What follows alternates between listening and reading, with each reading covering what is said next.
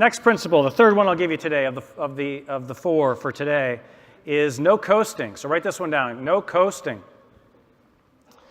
You know, traditional salespeople tend to, if they're not careful, become campers and not climbers. They coast. You know, the climbers are the ones who continue going to the top of the summit. The campers are the ones who go to a certain level and they get a pretty good view and they stop halfway up and life is good at some level, but they're not to the level that they could be. And so the no coasting is one of the principles I talk about in the book that I think is critical. And I think what can happen is it's easy to get to this place with some of our people.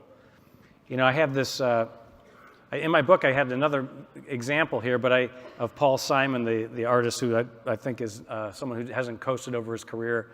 But I thought with Bowie dying last year, I wanted to update a little bit. You know, those of you who followed him, would we all agree, he didn't coast a lot. He was always doing new things and weird stuff. And believe it or not, by the way, Rod Stewart was actually good at one point. Some of you, not that I have an opinion. No, he was at one point. So in like the small faces, so back in like early 70s, they were both like really good and innovative and different, and then they took different paths. And Bowie kept growing, and Rod Stewart turned into Mr. Vegas or whatever he is now. And this is from Bowie's last video, and you know he was creative up until the end. His last album came out 2 days before he died, and just about every critic for last year picked it in top 5, if not the top album of the year.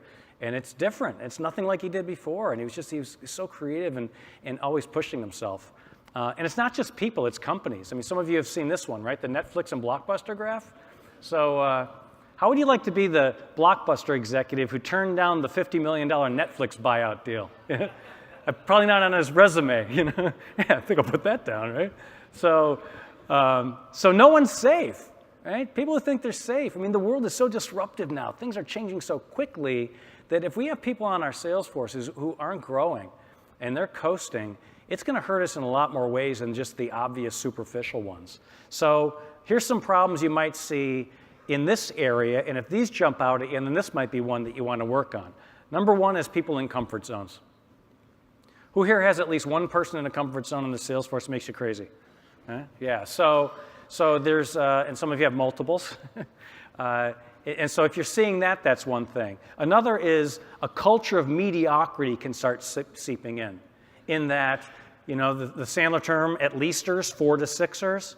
If we're not careful and we have a bunch of coasters, we get this culture of mediocrity, which also leads to, with some people, an entitlement mindset.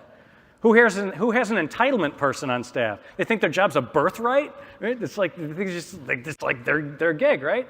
Or they say, "Those are my accounts." I love that one. They're my accounts. Really? So if we get sued by them because we miss a delivery, are you going to pay the attorney bills or are we? Come on. So.